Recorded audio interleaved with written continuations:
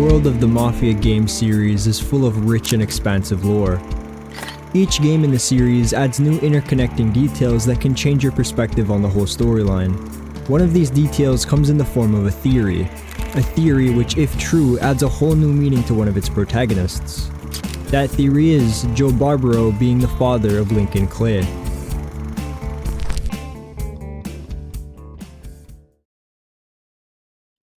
Let's start with some background.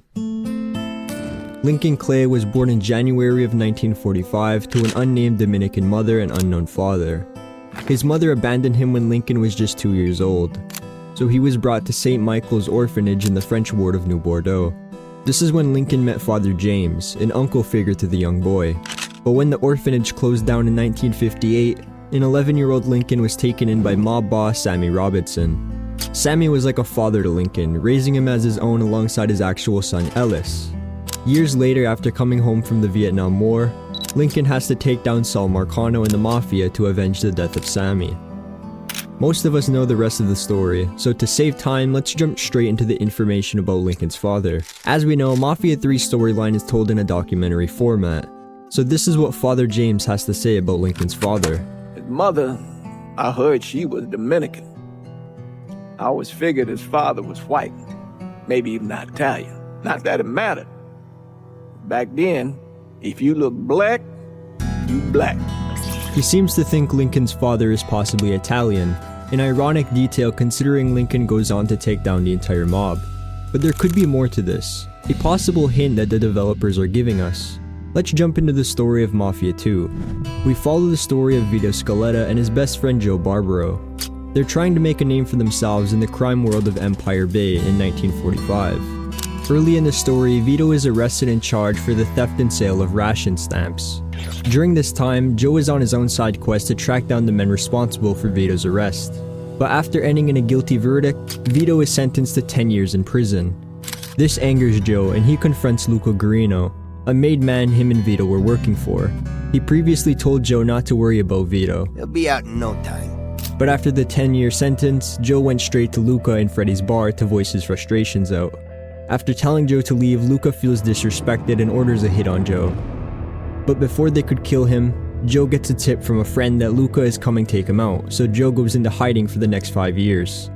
In between this time, it's unknown what Joe is doing, and this is where the theory comes into play.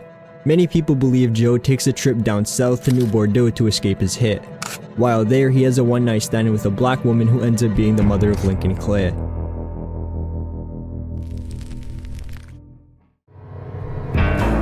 Let's take a look at the evidence. Joe leaves Empire Bay in 1945. He arrives in New Bordeaux and almost immediately gets a girl pregnant, who later on gives birth to Lincoln Clay. We know Joe likes his escorts, and he doesn't discriminate against black women, as seen here. It's also possible Lincoln's mother was a prostitute, though it's never stated. Father James speculates Lincoln's father is possibly Italian, and both Lincoln and Joe have similar features, such as their hairline, nose, and lips. Whether intentional or not, there's definitely a resemblance between the two. Now this brings us to the main timeline of Mafia 3. Vito is an associate of Lincoln's and they're working together to bring down Sal Marcano. This is when Vito mentions Joe. Ain't no one taking Joe Barbaro down without a fight. Joe managed to get loose. Was on the run for a while, went to Chicago, thinking a couple of guys up there would help him. Instead, they turned on him. Beat the shit out of him, cut his fucking hands off, smashed his face all to hell. When it was over, they didn't leave much for anybody to find. You sure it was Joe? If it wasn't him, if Joe was still alive, he would have found me by now. Vito believes Joe is dead, killed by men he thought he trusted in Chicago, and apparently Joe was so badly beaten and tortured he was unrecognizable. Yet at the very end of the game, we have a conversation with high-ranking member of the Commission, Leo Galante, the same man who at the end of Mafia 2 wanted to take Joe out, resulting in Joe being hunted down and later killed. Yet here's what happens. Best of luck to you, son.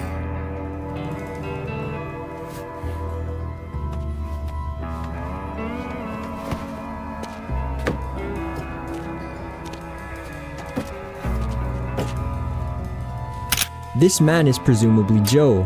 His scars match and it's an obvious indication that Joe Barbaro is alive and working for Leo Galante. He even gives Lincoln a look.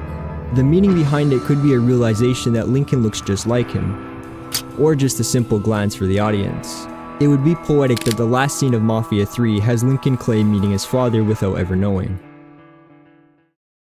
I've been keeping information from you guys, and it's information that almost completely disproves this theory. It has to do with the timeline.